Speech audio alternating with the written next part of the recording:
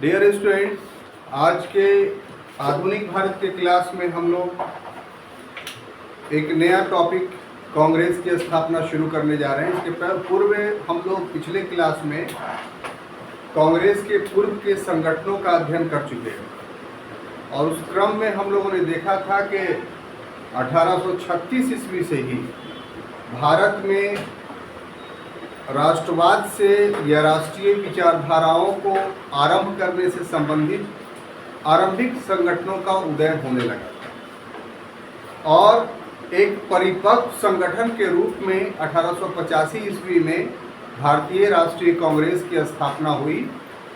और इस दल के साथ एक तथ्य यह जुड़ा हुआ है कि राष्ट्रीय आंदोलन का इस दल ने नेतृत्व किया।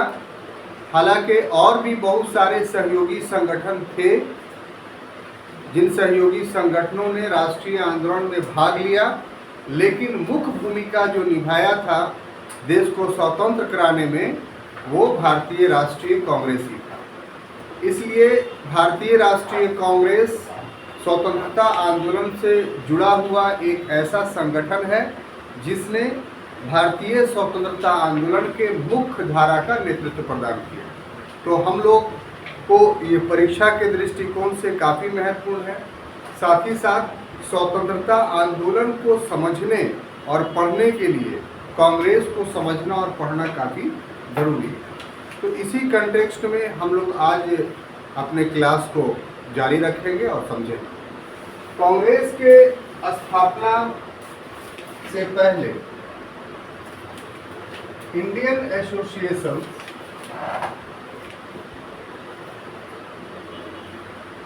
और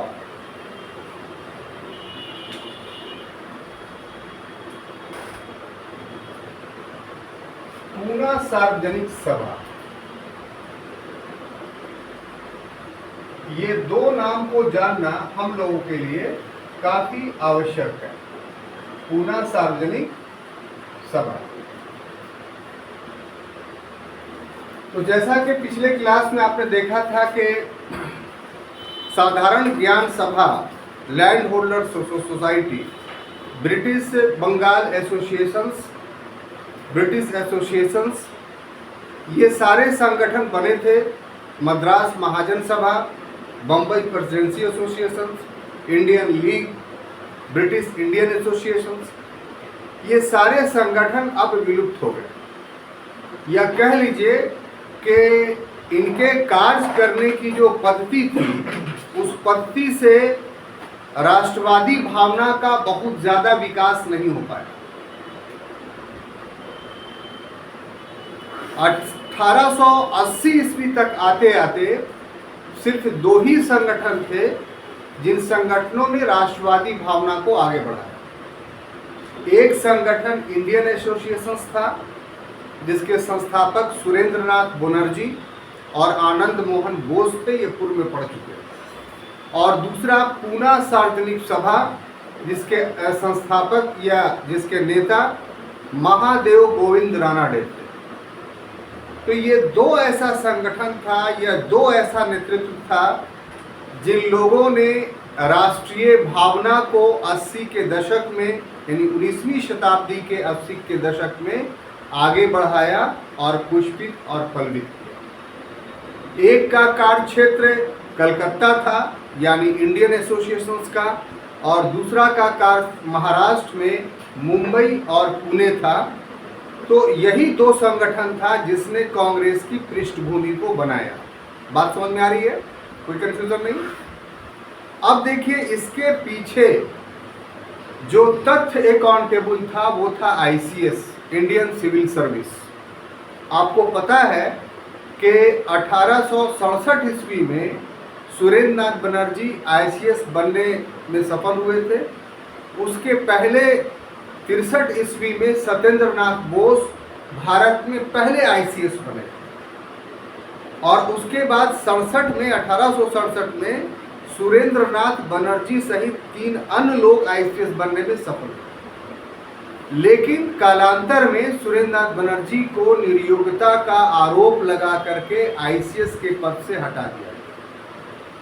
तो जो 1853 के अधिनियम में लिखित परीक्षा बिना धर्म, भाषा, क्षेत्र, प्रांत के विभेद के बहाली का प्रावधान किया गया था और उसका लाभ उठा करके ये 5 भारतीय जो आईसीएस बनने में सफल रहे, इनको भी उनके पद पर जब नहीं रहने दिया गया और बाद में चल करके जो आयु 22 वर्ष थी उसको घटा करके 19 वर्ष कर दिया गया, तो इन सभी कारणों से ये बात स्थापित हो गई थी कि वास्तव में अंग्रेज आईसीएस की सेवा में भारतीयों को नहीं लेना चाहते हैं। इसलिए सुरेंद्र नाथ बनर्जी ने बाज़ाब्ते तौर पे जो है इसके खिलाफ एक भारतीय नागरिक के सेवा आंदोलन, इंडियन सिविल सर्विस मूवमेंट चलाया था। और मूवमेंट चलाने के क्रम में इस ऑर्गेनाइजेशंस का नाम इंडियन एसोसिएशन में लिखा है, स्थापना किया। तो जब आंदोलन उन्होंने चलाया, आईसीएस विरोधी आंदोलन भारतीयों के पक्ष में, तो उनको एक बात महसूस हुई कि हम सिर्फ आईसीएस आंदोलन चला कर करके भारतीयों को सिविल सेवा में बहाल नहीं करा सकते। जब तक ये आंदोलन एक राष्ट्रीय आंदोलन नहीं बनता है, तब तक जो है हम इस मांग की पूर्ति नहीं करा सकते।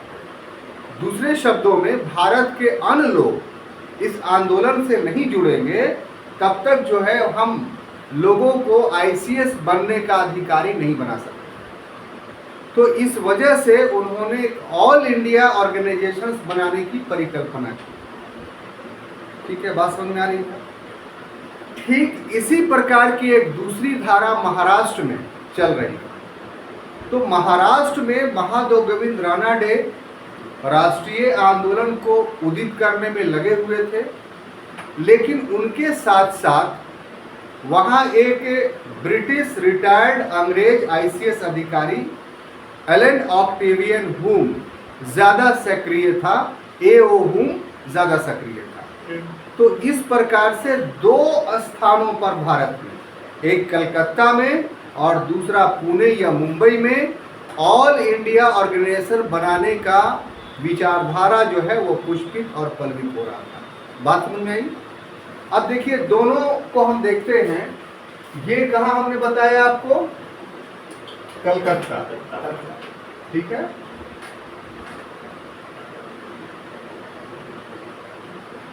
और ये कहाँ बताया हमने? पूना लिख दीजिए, ठीक है। अब देखिए, जहां तक कलकत्ता का प्रश्न है, तो यहां सुरेंद्र नाथ बनर्जी, सुरेंद्र नाथ बनर्जी, और जहां तक पुणे का प्रश्न है, तो यहां एलन ऑक्टेवियन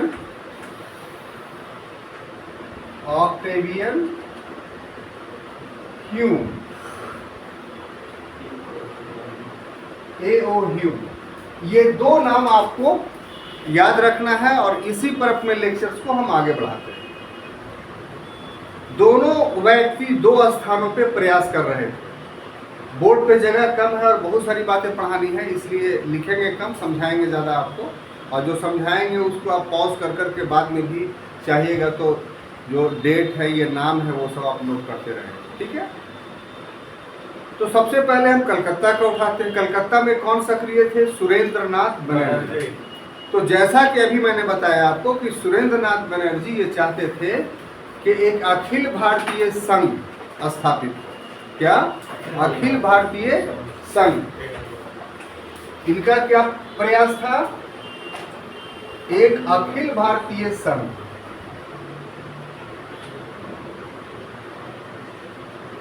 अखिल भारतीय संघ, यानी ऑल इंडिया कॉन्फ्रेंस। और इनका भी लक्ष्य था अखिल भारतीय संघ, ऑल इंडिया कॉन्फ्रेंस। बात समझ में आ रही है कि हम जो है वो एक ऐसा संघ बनाए, एक ऐसा कॉन्फ्रेंस बनाए कि जिसमें भारत के सभी जगह के लोग शामिल हों और भारतीय समस्याओं पर विचार करें। तो सुरेंद्र नाथ बनर्जी ने 1883 ईस्वी में कलकत्ता में इसकी पहली बैठक बुलाई, अखिल भारतीय संघ का ऑल इंडिया कॉन्फ्रेंस। बात समझ में आई? और ये तय हुआ कि इसका दूसरा अधिवेशन कलकत्ते में ही 1885 ईस्वी में बुलाया जाएगा। ये डेट याद रखिएगा।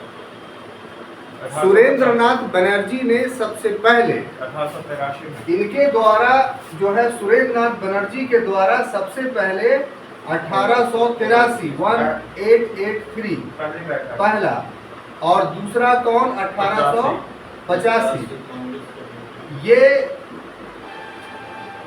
दो बैठकें हुई।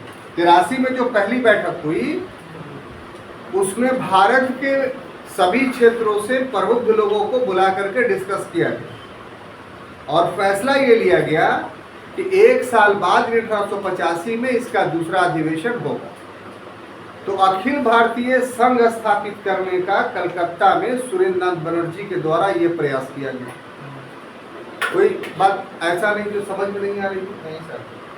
अब आइए कि हम लोग महाराष्ट्र में देखें।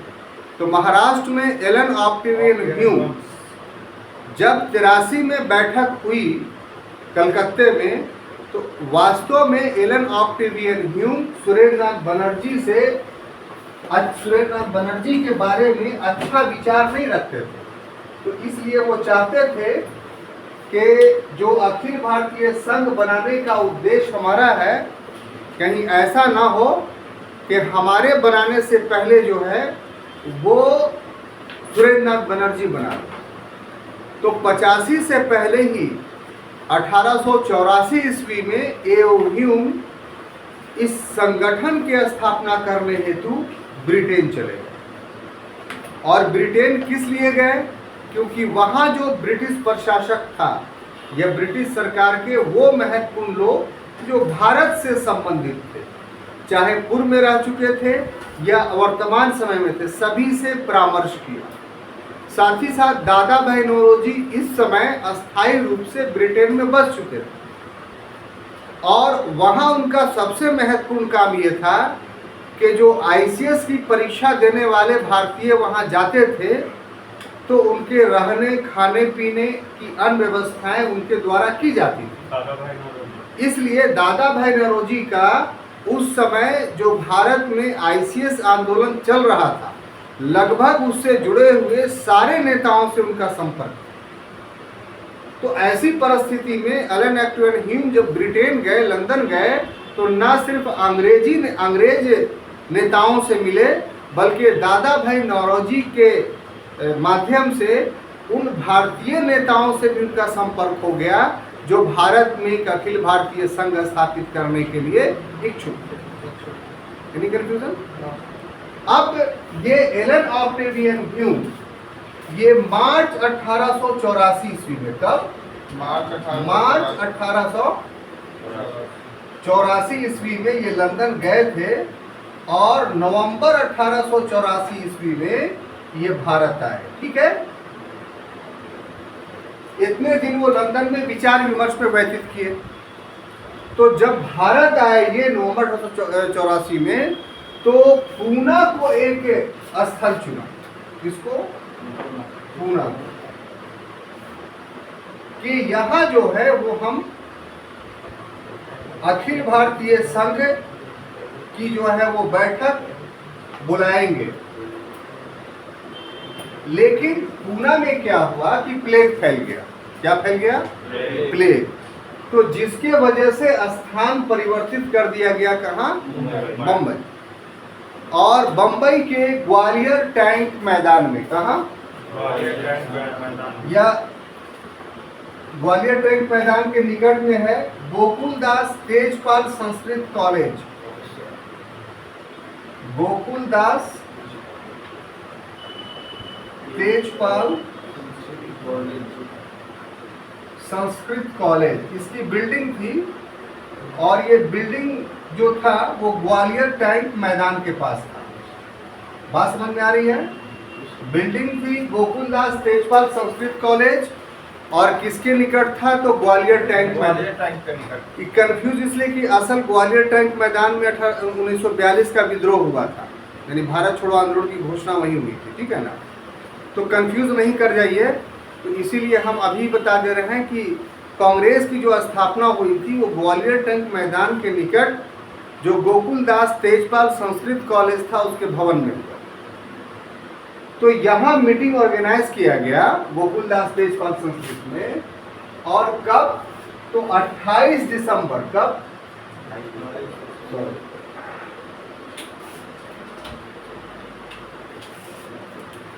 28 दिसंबर 1885 ईस्वी। और ये कब तक चला? तो 30 दिसंबर 1885 ईस्वी। अब देखिए कि इतने दिन जो चला, तो इसकी अध्यक्षता कौन की?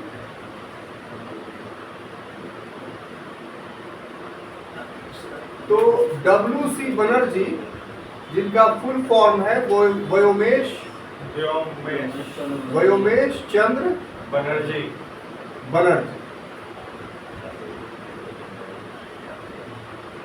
और कुल सदस्यों की संख्या जो थी, माने सदस्य जो शामिल हुए थे, वो कुल संख्या इनकी 72 कितना थी? 72। और ये जो 72 सदस्य थे, इसमें से जो बंबई से थे, 72 में जो बंबई से सदस्य थे, उनकी संख्या 38 थी, ठीक है। और उसके बाद मद्रास से 21 सदस्य शामिल हुए थे। कितना? 21। और उसके बाद बंगाल से, कलकत्ता से कह लीजिए कि 3 सदस्य शामिल हुए थे। कितना? 3। Very good. और इसके बाद उत्तर प्रदेश से 7 सदस्य शामिल हुए थे। कितना? 7। बोलिए ऋतुरंजन जी। 7 नहीं, 7। और उसके बाद पंजाब से 3 सदस्य शामिल हुए थे। कितना? 3। अब हो गया ना 72, ठीक है।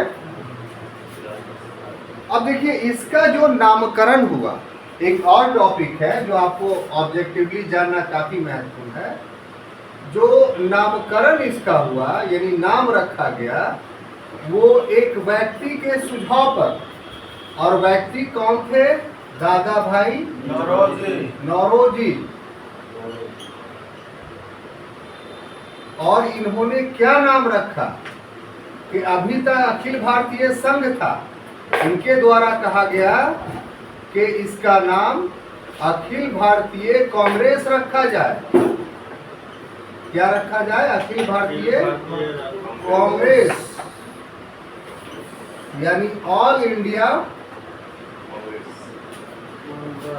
कांग्रेस रखा जाए। ऑल इंडिया क्या रखा जाए? कांग्रेस। अब ऐसा ये जो कांग्रेस शब्द उन्होंने लिया, तो ये अमेरिका से लिया। कहां से लिया? अमेरिका से, जिसका अर्थ होता है इसका लोगों का समूह। क्या होता है? लोगों का समूह। तो स्थापना के दिन से संबंधित ये सब फैक्ट्स आपको याद रखने होंगे। बात समझ में आ रही है? और दादा भाई नौरोजी ने भी बहुत पाइवटल रोल अदा किया। उस समय के जितने लोग थे उन लोगों ने पाइवटल रोल अदा किया। और इस समय सिर्फ एक व्यक्ति को छोड़कर राष्ट्रीय स्तर पर जो नेतृत्व भारत में उभर रहा था, उसमें एक व्यक्ति को छोड़ करके इस बंबई के अधिवेशन में सभी लोग शामिल हुए थे। और वो कौन व्यक्ति थे जो शामिल नहीं हुए थे? तो सुरेंद्र नाथ बनर्जी। सुरेंद्र नाथ बनर्जी क्यों शामिल नहीं हुए थे? क्योंकि उसी समय, हमने पहले बोला ना कि याद रखिएगा इसको, कि वो भी अखिल भारतीय संघ स्थापित कर रहे थे और 1883 में उसका प्रथम अधिवेशन हुआ था और 85 में दूसरा अधिवेशन हुआ था। तो चूंकि इसी समय सुरेंद्र नाथ बनर्जी भी अधिवेशन कर रहे थे कलकत्ता में, इसीलिए बम्बई में अखिल भारतीय संघ, जो अखिल भारतीय कांग्रेस कहलाई, उसके सभा में शामिल नहीं हो पाए। लेकिन वो इसके विरोधी भी नहीं थे। इसलिए जब अगले वर्ष 86 में अखिल भारतीय कांग्रेस का दूसरा अधिवेशन कलकत्ता में हुआ, तो अपने अखिल भारतीय संघ को अखिल भारतीय कांग्रेस में विलीन कर लिया, यानी मर्ज कर लिया। किन्होंने? सुरेंद्र नाथ बनर्जी। तो इतनी बातें समझ में आई, कोई कंफ्यूजन नहीं। अब देखिए साहब कि जो कांग्रेस इस्टेब्लिश हुई, यानी 28 दिसंबर 1885 ईस्वी से लेकर करके 30 दिसंबर 1885 ईस्वी को, उसमें कुल 9 प्रस्ताव पारित हुए। उन प्रस्तावों को जानना काफी जरूरी है, ठीक है, क्योंकि प्रस्तावों पर भी प्रश्न पूछे जाते हैं। तो हम, चूंकि इम्पॉर्टेंट है इसलिए उसको बोर्ड पर लिखना पड़ेगा, तो उसको आप गौर से देखेंगे और अभी ही मन में याद करने की कोशिश करेंगे, ताकि प्रश्न आए तो आप उसको लिख सकें। कुल कितने प्रस्ताव पारित हुए? 9 प्रस्ताव, ठीक है। अब 9 प्रस्ताव में जो पहला प्रस्ताव था कि एक रॉयल कमीशंस का शाही आयोग,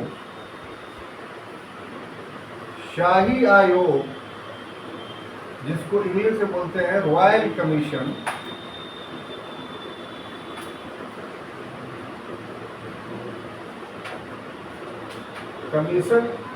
की नियुक्ति हो, ठीक है। पहले लिख लेते हैं, उसके बाद में समझाएंगे।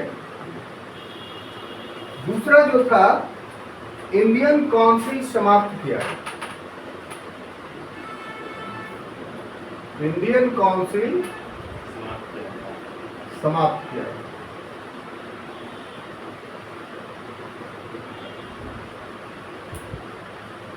इंडियन काउंसिल समाप्त हो, ठीक है।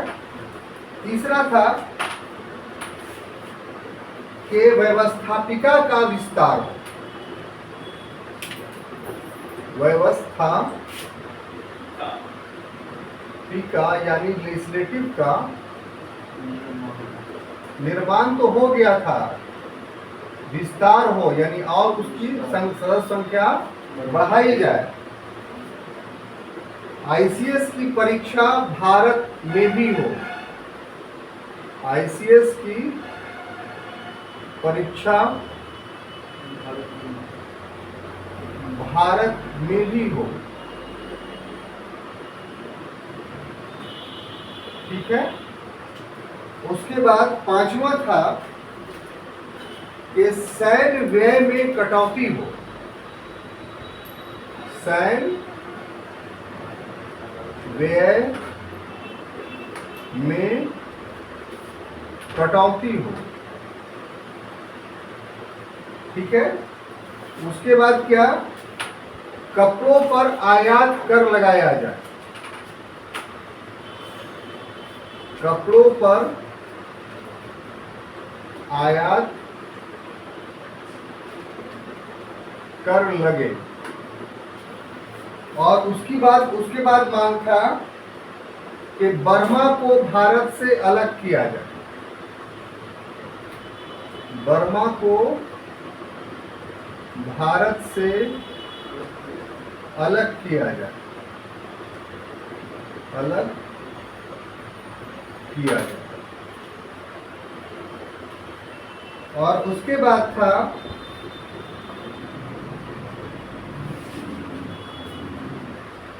कि ये प्रस्ताव दूसरे संस्थाओं को भेजा जाए, दूसरे संस्थाओं को भेजा जाए। और 9वां और अंतिम था कि अगला सम्मेलन कलकत्ता में, अगला सम्मेलन कलकत्ता में 85 के बाद, हाँ 86 में ये फैसला हो जाता था पहले ही सम्मेलन में। अब कलकत्ता में जो 86 में हुआ तो उसमें फैसला हो गया कि अगला क्या होगा। ठीक है, अब देखिए कि 9 जो प्रस्ताव थे ये आपको समझना होगा। अगर समझेंगे नहीं तो फिर रटना पड़ेगा, और रटना ठीक है नहीं। तो पहला जो है कि शाही आयोग की नियुक्ति, रॉयल कमीशन की नियुक्ति। तो इसमें 2 तथ्य हैं कि शाही आयोग होता क्या है, और दूसरा कि काहे नियुक्ति, किस लिए नियुक्ति हो। तो जिस आयोग का गठन या निर्माण ब्रिटिश सम्राट के द्वारा किया जाता हो उसको हम लोग रॉयल कमीशन या शाही आयोग बोलते हैं। ये ब्रिटिश शासन का में नियुक्त सबसे सर्वोच्च आयोग माना जाता है। इसका डिमांड भारतीयों ने क्यों किया? क्योंकि ब्रिटिश पार्लियामेंट के द्वारा या उसके पूर्व ब्रिटिश ईस्ट इंडिया कंपनी के द्वारा जो भारत में प्रशासन का आंतरिक और बाहरी ढांचा विकसित किया गया, जो पूर्व के क्लास में हम लोग पढ़ चुके हैं, तो उसकी जांच करना कि वो भारतीयों के अनुरूप है कि नहीं। अगर है तो ठीक है, नहीं है तो अनुरूप बनाया जाए। तो शाही आयोग की नियुक्ति के परिवेश में ये तथ्य है जो मैंने बताया। दूसरा मैंने क्या लिखा कि इंडियन काउंसिल समाप्त हो। इंडियन काउंसिल था क्या? तो आपको याद होगा कि 1857 के विद्रोह के बाद जो है वो प्रशासन में आमूलचूल परिवर्तन किए गए और भारत का गवर्नर जनरल वायसराय कहा गया था। बोर्ड ऑफ डायरेक्टर और बोर्ड ऑफ कंट्रोल दोनों को खत्म कर करके सेक्रेटरी ऑफ स्टेट नामक पद सृजित किया गया। और सेक्रेटरी ऑफ स्टेट कौन होता था? तो ब्रिटिश मंत्रिमंडल का एक सदस्य। तो चूंकि वो भारत से संबंधित था इसलिए उसको भारत मंत्री कहते हैं। तो वो भी सिर्फ अपने अकेले काम नहीं करता था, उसके सहयोग के लिए इंडियन काउंसिल थी जिसके सदस्यों की संख्या 15 थी। और इसके पास इतना पावर था कि अगर ब्रिटेन अपना सेना बाहर भेज रहा है तो इंडियन काउंसिल खर्च देती थी। यानी लड़े ब्रिटेन, खर्च कौन दे? भारत। और क्यों? क्योंकि इंडियन काउंसिल का पूरा खर्च भारतीय राजकोष पर भारित था। अगर ब्रिटेन में किसी विदेशी शासक को के लिए पार्टी दी जा रही है, स्वागत किया जा रहा है, तो उसका खर्च कौन उठा रहा है? India council. और खर्च किस पर पड़ रहा है भारित? तो भारतीय राजकोष पर। तो इंडिया काउंसिल एक ऐसा था जो भारत से धन के अपवहन का एक बड़ा स्रोत था।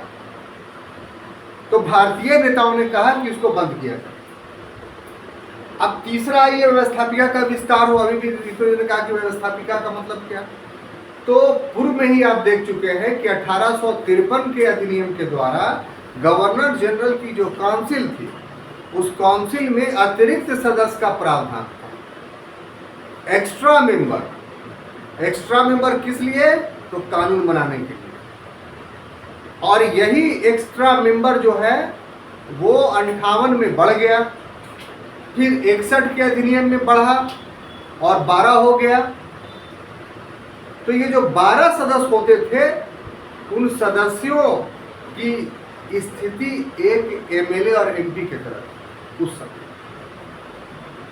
यानी जनता तो उनको नहीं चुन रही थी, नॉमिनेटेड थे, लेकिन भारतीयों के लिए कानून बनाने हेतु थे। तो अभी बहुत कम संख्या दिया, उस समय 3 भारतीय ही बन पाए थे।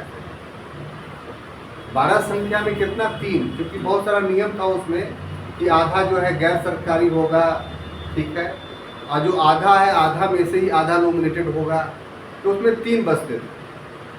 तो उसके लिए कहा जा रहा है कि व्यवस्थापिका जो आपने बनाया उसका क्या किया जाए?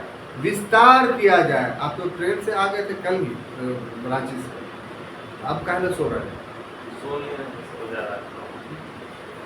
उसके बाद है आईसीएस की परीक्षा भारत में भी हो, ठीक है। आईसीएस मतलब इंडियन सिविल सर्विस। आप जानते हैं कि 1853 के अधिनियम के द्वारा पहली बार व्यवस्था की गई कि अब आईसीएस की बहाली बोर्ड ऑफ डायरेक्टर नहीं करेगा। अब आईसीएस की बहाली के लिए लिखित परीक्षा होगी और प्रतियोगिता के आधार पर नियुक्ति मिलेगी। लेकिन उसमें था कि ये परीक्षा लंदन में होगी। तो इनका कहना था कि नहीं, लंदन में लीजिए, लेकिन भारतीयों के लिए भारत में लीजिए। क्योंकि भारतीयों साधनहीन है, सभी लोग नहीं जा सकते हैं लंदन, तो जो नहीं जा सकते हैं उनके लिए परीक्षा की व्यवस्था कहाँ हो, भारत में ही। उसके बाद सैन्य व्यय में कटौती किया जाए। सेना भारत का लड़ता था जाके किसके लिए, ब्रिटेन के लिए, दूसरे उपनिवेश। तो हम आपके लिए क्यों लड़े, सारा आप युद्ध लड़ते हैं, आप सैन्य व्यय किस पर थोप देते हैं, तो भारतीय राजकोष पे, इंडियन एक्सचेकर पे। तो इसलिए उस व्यय को घटाया जाए। कपड़ा जो आप भेजते हैं भारत में, तो यहाँ कोई आयात शुल्क नहीं लगता है, फ्री। तो उससे भारतीय राजकोष को नुकसान है। इसलिए ब्रिटेन से कोई भी भारत कपड़ा आएगा तो उस पर आयात शुल्क, इंपोर्ट ड्यूटी लगाया जाए। इसके बाद बर्मा को भारत से अलग किया जाए। बर्मा को शामिल कर लिया गया था। एंग्लो बर्मा वार हम पढ़ा चुके हैं, जिसमें 3 एंग्लो बर्मा वार हुआ है।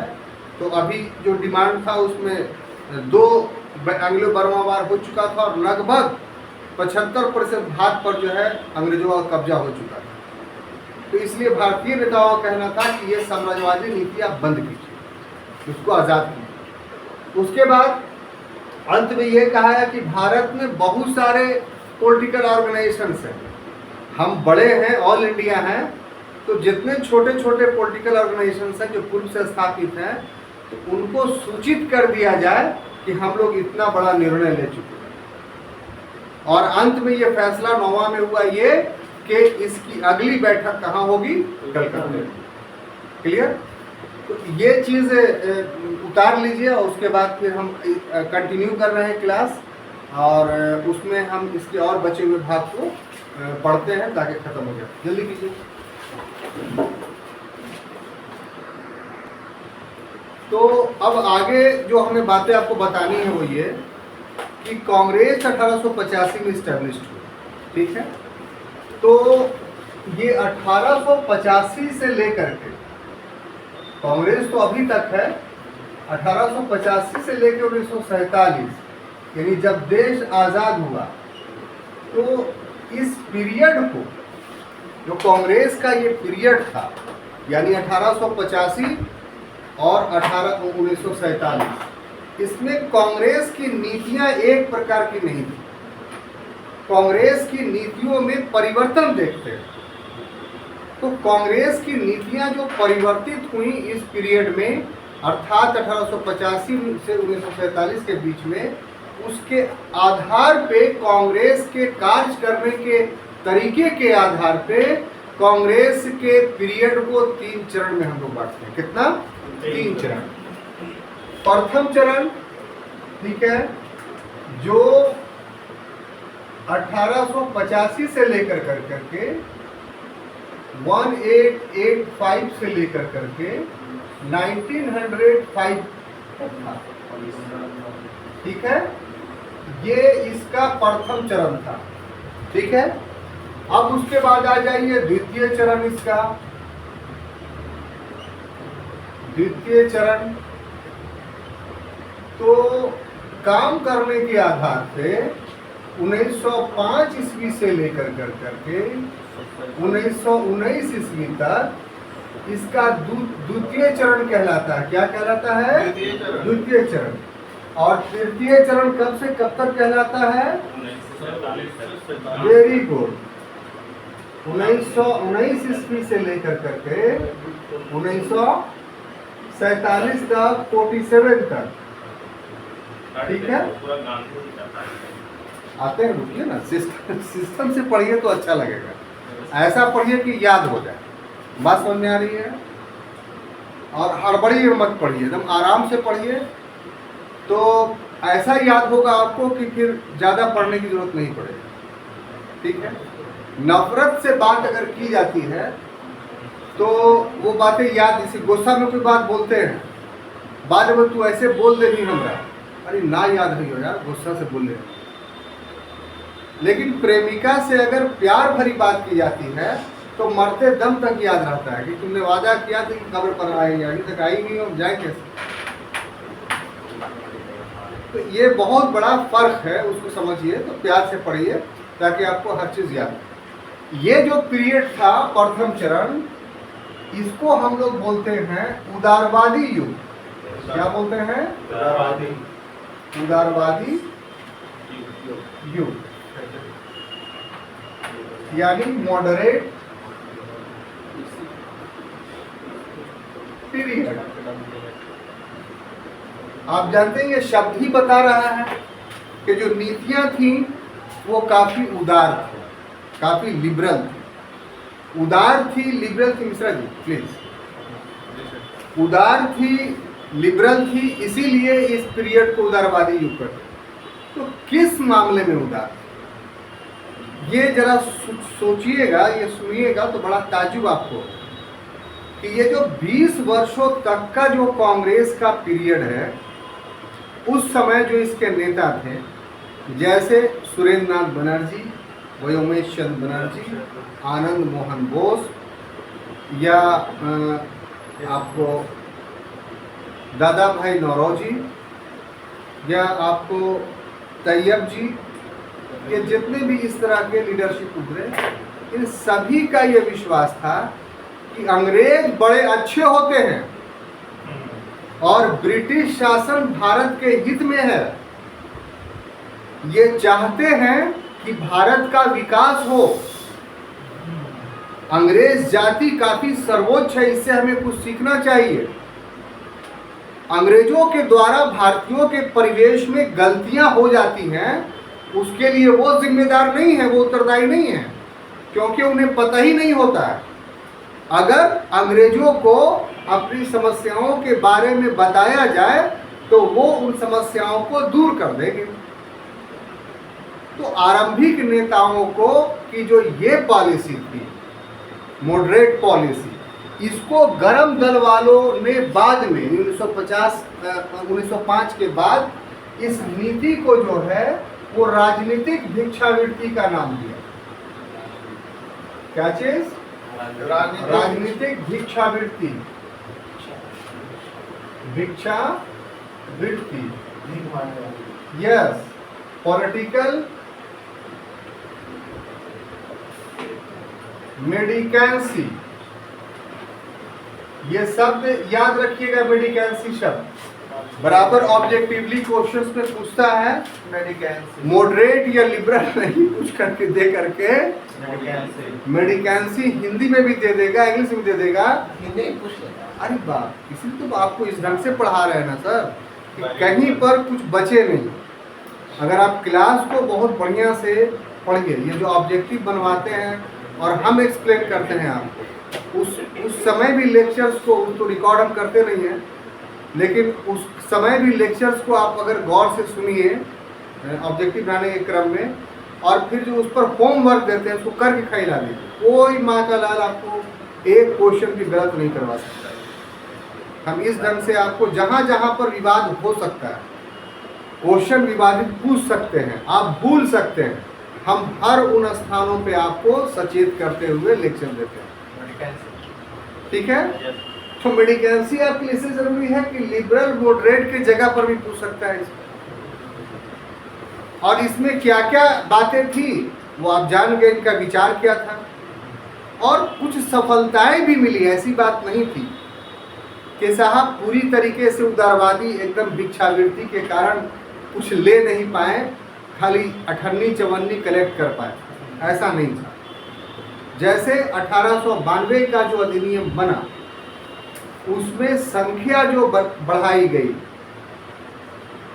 भारतीयों की, तो वो इन लोगों की देन थी, मॉडरेट की देन थी, इनका मांग था ये। इसी प्रकार से जो प्रेस को आगे चल करके जो वर्नाकुलर प्रेस एक्ट का एक प्रकोप डाल दिया गया था, उसमें छूट दे दी गई। इसके अलावा जो आयु सीमा घटा करके 19 वर्ष किया गया था, उसको पुनः 22 वर्ष किया गया। इस प्रकार से बहुत सारे भारतीय नेताओं का ये मानना था कि जो मैरिज एज है उसको जो है वो बाल विवाह को प्रतिबंधित किया जाए। तो age of consent bill S Malabari के प्रयास से 1892 में पास हुआ। तो इस तरीके से मॉडरेट का कोई योगदान न था, ये कहना पूरी तरीके से अनैतिहासिक हुआ। सबसे बड़ा योगदान था कि अभी भी राष्ट्रवाद पूर्ण रूप से उभर कर सामने नहीं आया। राष्ट्रवाद शैशवावस्था में था, अभी बच्चा था।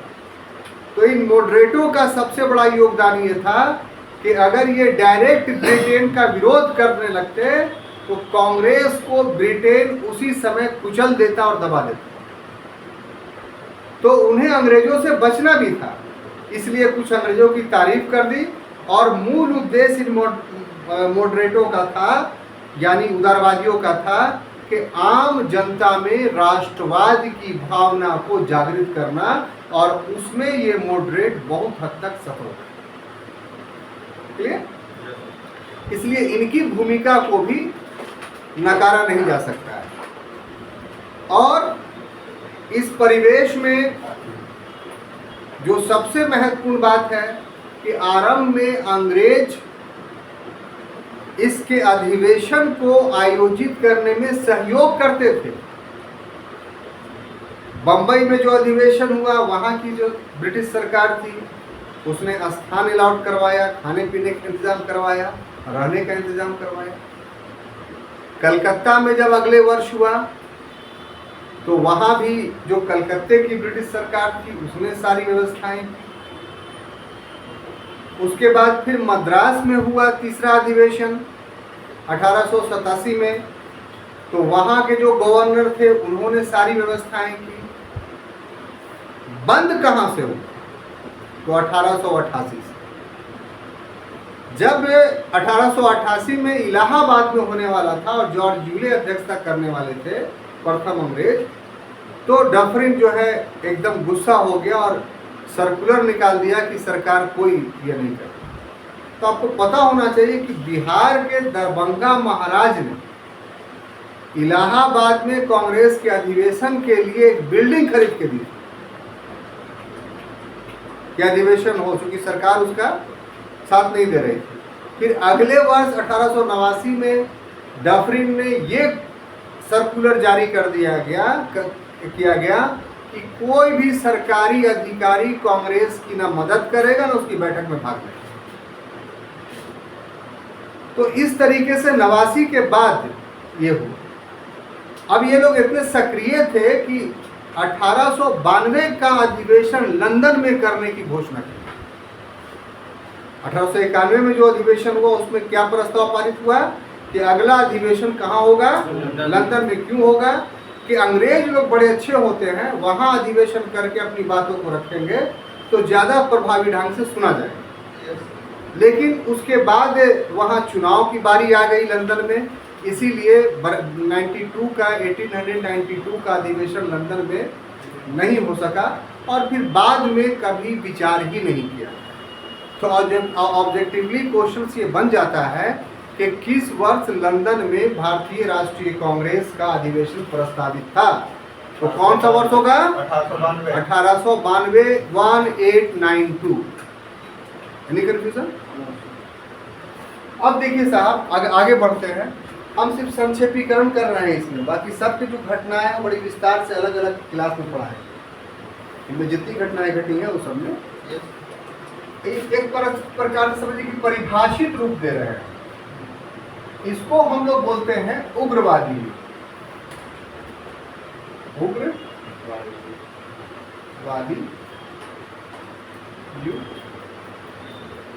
यानी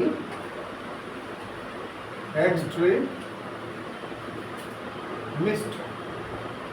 पीरियड। ठीक है।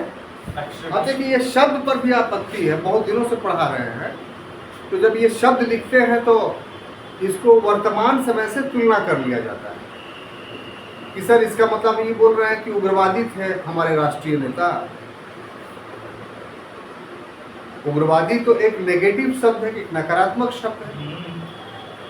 तो आप अपने नेताओं को उग्रवादी कह रहे हैं, तो आप देश स्वतंत्र हो गया, आप तो नहीं कहिए। तो ये तर्क अपनी जगह पे सही है, गलत नहीं है, लेकिन इसके साथ साथ एक तर्क ये भी तो जुड़ा हुआ है कि उग्रवाद का अर्थ क्या होता है, कि जो तत्कालिक स्थापित सत्ता है उसके सत्ता के खिलाफ आवाज बुलंद करना। किस बात का? कि आपकी सत्ता को हम नहीं मानते। तो किसी भी स्थापित सत्ता के लिए जब उसके सत्ता को मानने से इनकार किया जाता है तो जो विचारधारा उत्पन्न होती है उस विचारधारा को उग्रवाद बोलते हैं। तो ये उस समय के लिए एक नकारात्मक विचारधारा हो सकती है, लेकिन इस विचारधारा के तहत जब उसकी सत्ता समाप्त हो जाती है तभी ये उग्रवादी विचारधारा सकारात्मक हो जाती है, क्योंकि इसी कारण से उसको आज़ादी मिली। तो इस कंटेक्स्ट में अगर आप देखिएगा शब्द को, तो फिर आपको कोई आपत्ति नहीं होगी। तो शब्दों में अपने आप को नहीं उलझा करके बल्कि तथ्यात्मक विवरण प्राप्त किया जाए, पढ़ाई के लिए ये अनिवार्यता है, न कि शब्दों में हम उलझ जाए। इसके लिए कोई भी नाम दे सकते हैं, लेकिन प्रचलित नाम है इसलिए हम दे रहे हैं। इसमें 4 नाम आपको याद रखने हैं। कौन कौन? 4 नाम। बाल, पाल, लाल, पाल और लाल और घोष। सबका नाम आप जानते हैं। बाल का मतलब बाल गंगाधर तिलक, पाल का मतलब बिपिन चंद्र पाल, और लाल का मतलब लाला लाजपत राय, और घोष का मतलब अरविंदो घोष। ये 4 नेतृत्व अरविंद घोष जी, ये 4 नाम ऐसे आए 1905 में कि जो पूर्व के कांग्रेस के नेता की जो भिक्षावृत्ति की नीति थी, मेडिकेंसी पॉलिसीज थी, उसके वो